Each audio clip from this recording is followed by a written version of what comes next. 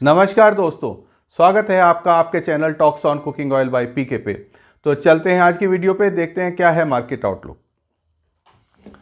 तो सबसे पहले बात करेंगे जो कल केएलसी बंद हुई है 1939.30 नियर अबाउट 68 पॉइंट माइनस बंद हुई थी, जबकि शिकागो के अंदर नियर अबाउट 40 पॉइंट प्लस बंद हुआ है और बेसिस पॉइंट नियर अबाउट 6 के करीब चल रहे हैं। एक इसमें मैंने सन ऑयल एनसीडेक्स में हमारा चालू हुआ था, अभी पीछे वॉल्यूम नहीं चल रहे थे, तो अब वॉल्यूम थोड़े आने लग गए हैं। तो हमारे इंडिया मार्केट में कैसे रेट्स चलते हैं तो वो हम एक यहाँ पे ट्रैक कर रहेगा, जिससे कि आइडिया लगता रहेगा कि मार्केट की पोजीशन क्या चल रही है। तो हम इसमें सन ऑयल अपना जो एनसीडीएक्स है दिसंबर का हम वायदा इस पर ट्रैक करेंगे। अब बात करते हैं सीएनएफ रेट के अंदर। तो जो कल शाम को हमने ये रेट दिए थे, इन पे कोई काम की कोई जानकारी नहीं है कि कोई काम हुआ है, और आज का तो मार्केट बंद है, तो जो पोजीशन है मंडे को ही ज़्यादा क्लैरिटी में आएगी। स्पॉट प्राइसेस आज जरूर आए हैं। जो 50 पैसे मस्टर्ड में घटा हुआ है, सोयाबीन सेम है, आरबीडी सेम है, सन ऑयल सेम है, कॉटन सेम है। राइस ब्रान में 50 पैसे घटे हुए हैं, ग्राउंडनट 1 रुपये बढ़ा हुआ है, मस्टर्ड में 10-15 रुपये घटा के बोल रहे हैं, सोया में 25-30 रुपये घटा के कोट कर रहे हैं। अभी इन रेटों पे काम नहीं हुआ है, खाली रेट की कोटिंग ही आ रही है। मस्टर्ड के बारे में मैं यहाँ पे थोड़ा सा बता देता हूँ कि मस्टर्ड के अंदर अभी जो है दिवाली गई है, जैसे मैं पहले भी बात करके चल रहा हूँ, तो मस्टर्ड पे थोड़ा प्रेशर अभी कम रहेगा, क्योंकि जो अब मैरिज का टाइम आएगा तो सोयाबीन और आरबीडी पे ही से डिमांड का प्रेशर रहेगा।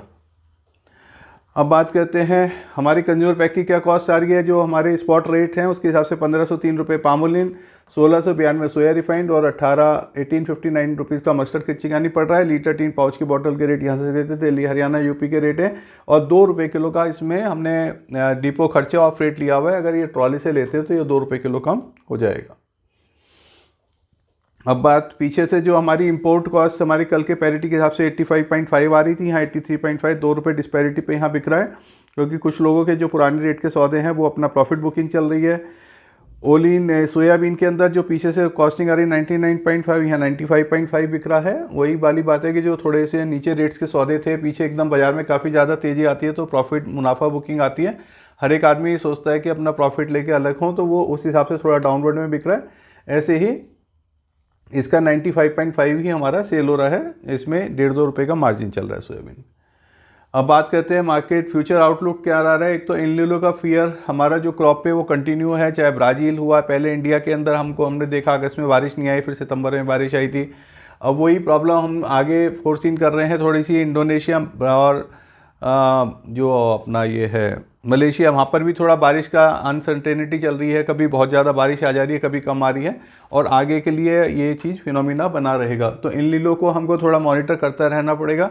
जो अभी हम फिलहाल ब्राज़ील में हम प्रॉब्लम को सफ़र कर रहे हैं, वहाँ पे गर्मी का माहौल बना हुआ है, जब बारिश चाहिए थी तब वहाँ पे बारिश अभी नहीं आ रही है।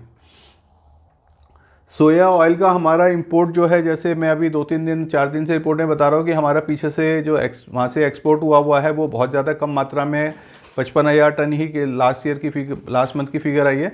तो 55,000 टन से हमारे पास नियर 10-15 दिसंबर तक केवल वो 55,000 टन ही माल के अराइवल रहेगी, और कुछ जो माल अब चल रहा है नवंबर में वो जनवरी तक या दिसंबर के लास्ट तक पहुँचेगा। तो उसकी वजह से हमारी जो डिपेंडेबिलिटी है सारी लोकल सोया क्रॉप के ही ऊपर आ जाएगी। और जो हम जब बात करते हैं कि अभी जो सीज़न चलेगा वो हमारा मैरिज मुहूर्त सीज़न चलेगा 23 नवंबर से 15 दिसंबर तक। 23 नवंबर से रेगुलर शादी हैं, 15 दिसंबर तक चलेंगी। तो अभी हमारा जो सोयाबीन की डिमांड इसमें काफ़ी ज़्यादा अच्छी रहती है, और उसकी वजह से सोयाबीन में मार्केट में थोड़ा सा उठान रहने की संभावना है। क्रूड ऑयल की जहाँ तक बात करें तो कल जैसे हमने बताया था कि 73 तक आ गया था, तो 4-5% प्लस हुआ है, अब 76-77 बोल रहे हैं। तो थोड़ा सा ये भी हमें क्रूड ऑयल पे भी निगाह बनाए रखती है, क्योंकि इसके अंदर भी काफ़ी ज़्यादा हमारा ऑयल की मिक्सिंग आजकल जा रही है।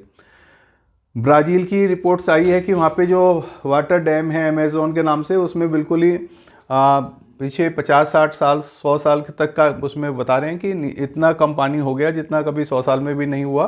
तो अब वो एक कारण बना हुआ है जो एल नीनो की वजह से, मैं जो बता रहा हूँ आपको, एल नीनो की वजह से कि मौसम काफ़ी ज़्यादा डिस्टर्बेंस चल रही है, और वहाँ पे जो डैम में भी पानी काफ़ी कम है और काफ़ी क्रूशियल स्थिति बनी हुई है। बार बार हम ब्राज़ील का नाम जरूर ले रहे हैं, हम ब्राज़ील की ही बात कर रहे हैं, तो ब्राज़ील के बारे में बता देता हूँ कि पूरे वर्ल्ड के 40% क्रॉप हमारी जो है सोयाबीन की ब्राज़ील से ही आती है। इसीलिए हमारी total dependability, total market scenario उसी पर डिपेंड करता है। और उसकी अभी सोइंग चल रही थी जिसमें काफ़ी सोइंग में हीट वेव के चक्कर में काफ़ी ख़राब हो गई है। 15-20% को माल को दोबारा से रिप्लेस करके लगा रहे हैं। जो 10-15-20% लगी हुई है उसमें भी ज़्यादा काफ़ी परेशानी चल रही है। कुछ एरियाज़ थे जिसके अंदर जहाँ पे बारिश आ गई थी वहाँ पे कुछ एक्सेस रेन आ गई है, उसकी वजह से परेशानी चल रही है। इसलिए अभी ब्राज़ील को हमको डिस्कशन करना है, क्योंकि वहाँ स्विंग चल रही है। अगर वो मार्केट डिस्टर्ब होती है, स्विंग डिस्टर्बेंस होती है, तो पूरे साल हमको सोयाबीन का क्राइसिस बनी रह सकती है। अर्जेंटीना के अंदर फेवरेबल है सारा वेदर। अर्जेंटीना बिल्कुल ब्राज़ील से लगा हुआ है, वहाँ पे जो वेदर है पूरा फेवरेबल है।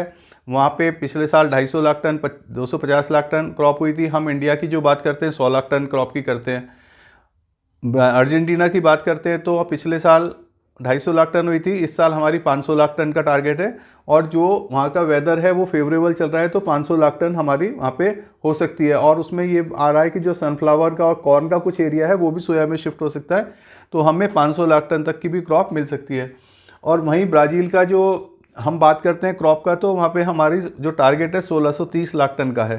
तो 1630 लाख टन, और कहाँ इंडिया में हम 100 लाख टन की बात करें तो इंडिया से 16 गुना ज़्यादा ब्राज़ील के अंदर हमारी डिपेंडेबिलिटी है, जिससे कि वहाँ से सारी जैसे 1000 लाख टन माल सप्लाई तो चाइना को जाता है, चाहे यूएस से जाए, चाहे ब्राज़ील से, चाहे अर्जेंटीना से।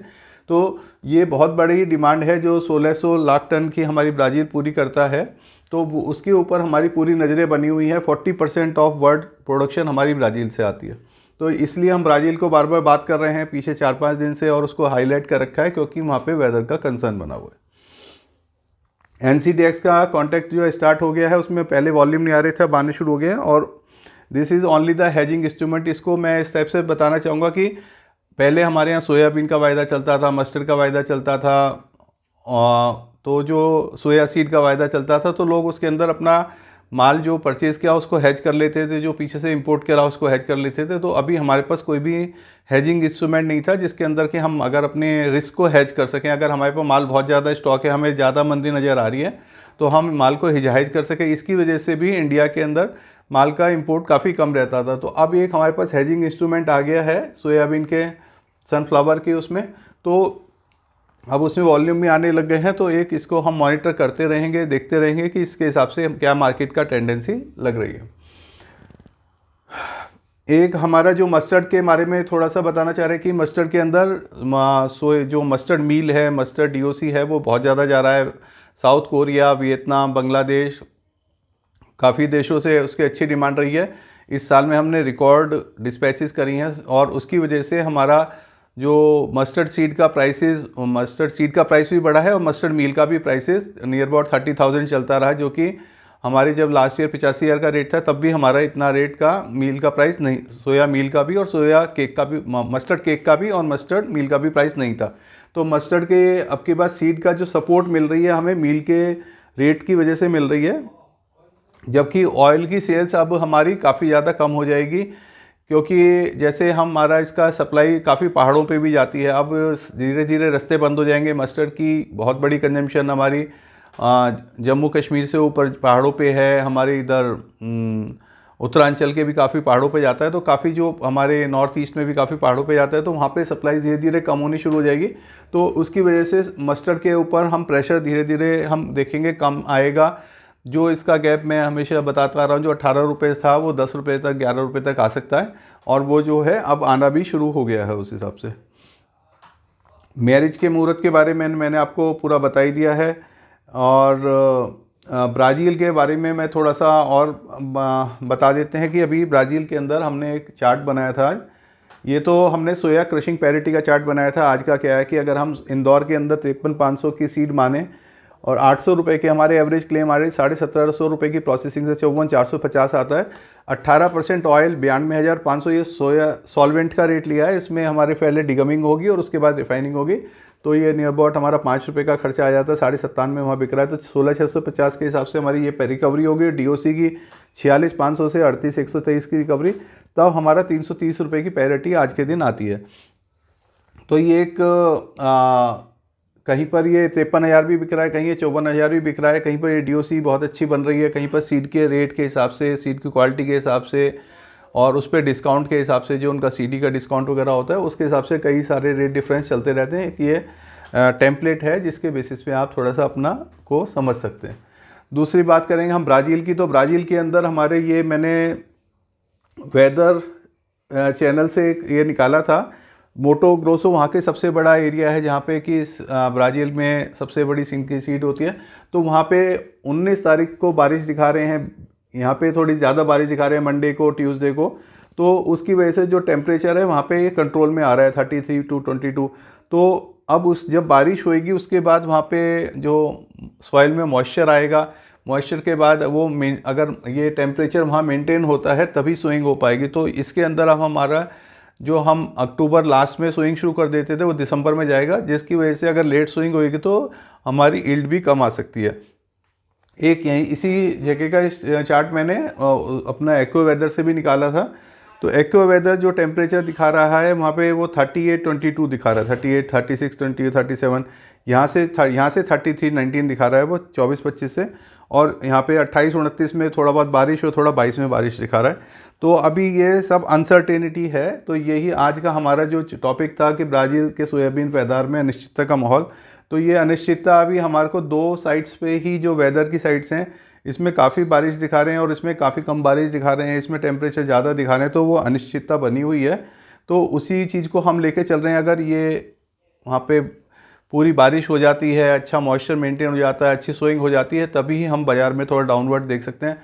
अगर ब्राज़ील डिस्टर्ब होता है तो पूरे साल क्रॉप के अंदर शॉर्टेज बनी रहेगी। और उसी चीज़ को हम बार बार अपने डिस्कशन में पीछे 4-5 दिन से ला रहे हैं। तो अभी वही फिर हम कहेंगे सुनो सबकी, करो अपने मन की। तो ये मैं एक डाटा है जो हम कई जगह से कलेक्ट करते हैं, वही मैं आपको प्रेजेंट करता हूँ और उसके अंदर मैं अपनी ओपिनियन जोड़ देता हूँ कि मुझे क्या लग रहा है, जो अपने हम बातों से और सब चीज़ों से निकल के आते हैं। तो उस हिसाब से ही आप अपने बात कर सकते हैं। अब जहाँ तक ओपिनियन का सवाल है मेरा, तो अभी सोयाबीन की जैसे मैं बात कर रहा हूँ कि 15 दिसंबर तक हमारी शादियाँ हैं, जो मैंने आपको इसमें लिखा भी है कि मैरिज मुहूर्त 23 नवंबर से 15 दिसंबर। तो 15 दिसंबर का मतलब 7-8 तारीख तक जो भी परचेजिंग होनी हो जाएगी। तो दिसंबर के फर्स्ट वीक तक सोयाबीन की शॉर्टेज रह सकती है। RBD और पाम ऑयल का हमारे पास ब्राज़ील में भी मलेशिया में भी काफ़ी स्टॉक है और इंडोनेशिया में भी काफ़ी स्टॉक है।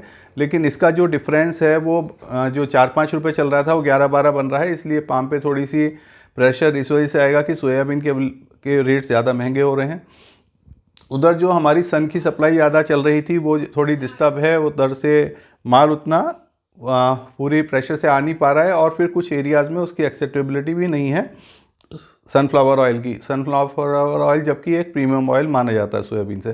तो इन सब चीज़ों को देखते हुए अभी हमें सोयाबीन में ख़ास तौर से कोई अभी बिल्कुल डाउनवर्ड नहीं लग रहा है। और जो हमारी अराइवल है वो दिवाली की वजह से, इलेक्शन की वजह से किस वजह से कम आ रही है, किसान माल रोक रहा है, ये वो थोड़ा सा अभी इसमें संशय बना हुआ है। क्योंकि जैसे हमने कल भी देखा 2.5 लाख बोरी ही आई थी। आज भी बाज़ार के अंदर जो इंटीमेशन आ रही है कि आज कुछ जगह मुहूर्त हो रहे हैं, माल बहुत कम मात्रा में आया है।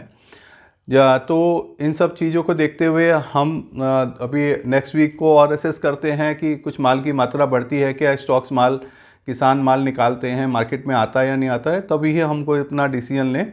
और अभी जहाँ ऑयल की बात है तो थोड़ा सा आप सोयाबीन के ऑयल के अंदर थोड़ा सा मजबूती से बने रह सकते हैं। बाकी ऑयल जो है सोयाबीन के साथ सन ऑयल भी और पाम ऑयल भी उसके साथ ही चलेगा।